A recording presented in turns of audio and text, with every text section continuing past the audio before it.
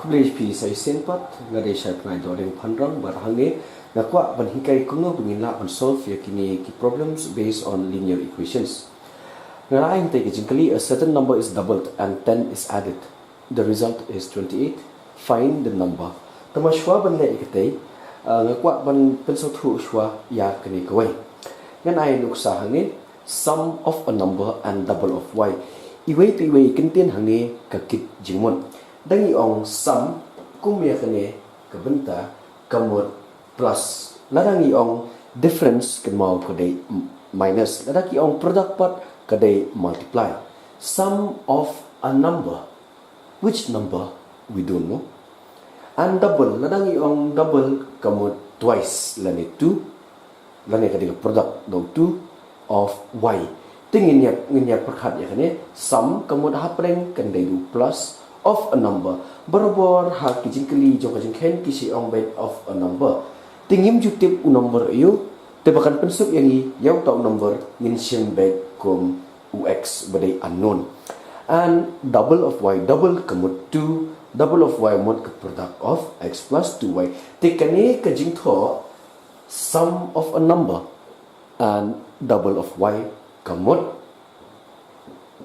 x plus 2y. Sum kadai plus number, let that number be x, and double of y kemut twice of y. Tiada ngila sutu ya kini nginyalek ban nginyalek no syakani ke jingkali nata. A certain number is doubled. We don't know what is that number, and 10 is added to that number. The result is 28. Darling thohangne solution.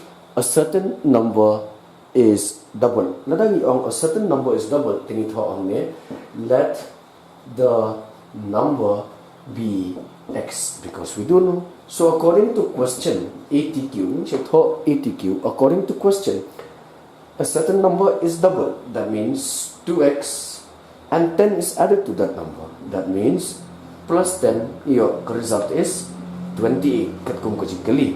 Te hangen kumba klate bah to ko video ko ba ai kai phi uneu 10 la ban ra shatai nada ra shatai kelong 28 minus 10 tamut ngi yo 28 minus 10 dengan tho hangne 2x 28 minus 10 kami 18 te hangi ngala banya pom 21 is 2 29 is 18 kamut ya kani ke jingkali jongi ka jubab ka de khandai tambang yang 4 la ban penting na nada kani ke de khandai ni em ti bangin tip ngin ra biang ya kani ka jingkali bat kani ke jubab jongi menyepet nada kaya biang em kota ka jubab x is equal to 9. Tihar caka jomnu x ngin bu 9. Ting mentang ngin le dak jabien. Hajabieng ngin le kini 2 into 9 kami 18. 18 plus 10 kami 28. Nakaliang kadiang kami 28. Hakamon pat kat kumpa jingkaliru kami 28. Kamut left hand side is equal to right hand side. Very good. Kani kadeka jubab jong kani kajingkali. Kani kadeka problem number 1 ke bangale bat ngan ye le susu se we artli problem hadu ba pendala ban sampang bat suthu.